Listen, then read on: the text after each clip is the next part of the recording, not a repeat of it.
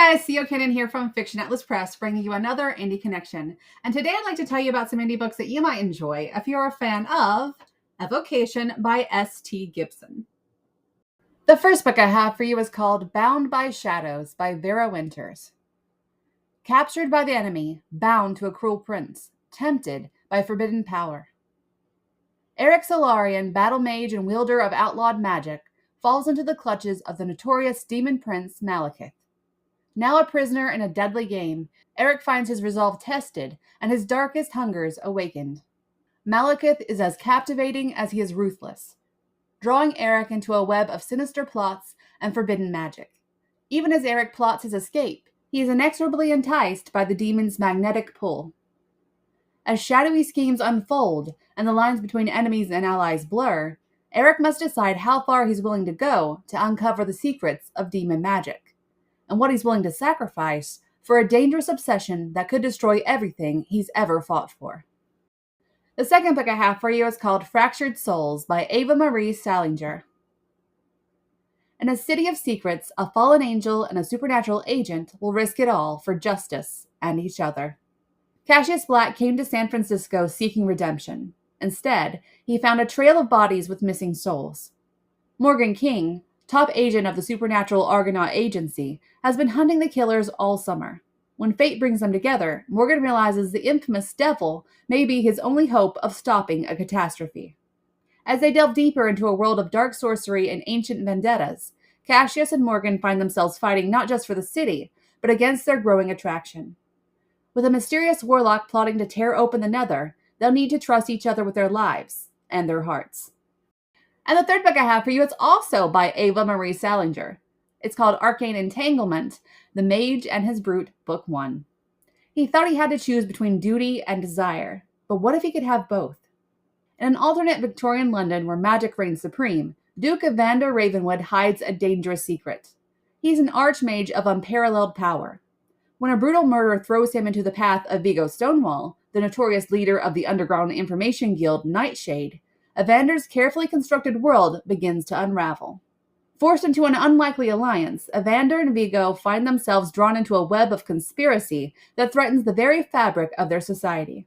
With tensions rising between the magical elite and the oppressed thralls, they must navigate a treacherous landscape of politics, prejudice, and the forbidden desire to find a common enemy. But in a world where magic divides the haves from the have-nots, their growing attraction could be their greatest weakness, or their most powerful weapon. Can Evander and Viggo's burgeoning relationship withstand the storms to come, or will the shadows of the past and the dangers of the present tear them apart? The fourth book I have for you is called Ritual of the Broken by Seb L. Carter. Can an outcast mage and an angry werewolf stop the ritualistic killer who's preying on their city? For years, Ollie has survived on the fringes of the magical community, the price he pays for a foolish ancestor who played around with dark magic. Now he just wants to run his mother's magic shop in peace. But a vision from a ghost, of a dark entity pulling a man's soul from his body, compels him to seek answers. Homicide detective Adrian Keller is assigned to a case that stinks of magic. His last run-in with magic left him with deep scars, and an even deeper distrust of mages.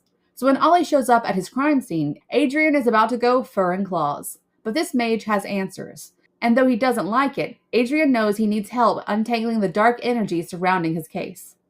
As the body count rises, their uneasy partnership is tested. This is more than a serial killer hunting souls. Something much darker is happening in Chicago.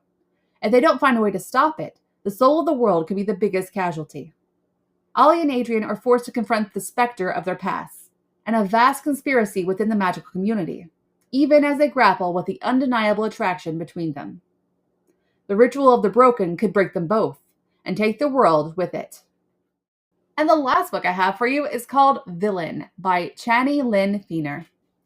Nix Monroe has a plan. Infiltrate the Enigma app and lure out whoever his cousin was last speaking with before everything went to shit. Nix won't stop until he finds answers, even if that means transferring to a different university and getting entangled with the infamous demons of Foxglove Grove, Lake, West, and Yagen, 3 of the most powerful men on the entire planet, and also the deadliest. When Nix finds himself on their radar, he thinks maybe it's not all bad, and he can twist the situation to his advantage. It's not long, however, before he discovers the demons have their own objective. Someone is after them, and they want to use Nyx to lure out whoever that may be. Forced to pretend to be their new mutual plaything, Nyx struggles to search for clues about his cousin and maintain personal boundaries between himself and the guys. They might take his body, but he refuses to give them any other part of himself, especially since there's no way of knowing if one of them happens to be the person he's after. Lake is next in line for the throne, and will do anything to stop those secretly trying to prevent him from taking it. He treats Nyx like a possession, something he has a right to take, and potentially break. West is an up-and-coming boxer who rules the school with boyish charm and iron fists.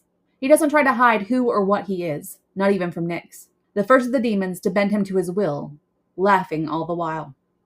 Yejin is considered the flirt of the group, the one who's hooked up with practically everyone on campus.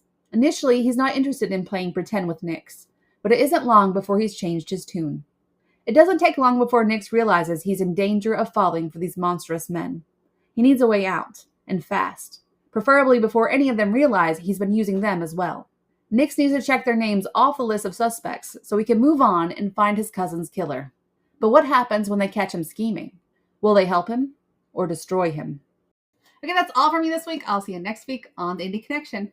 Bye.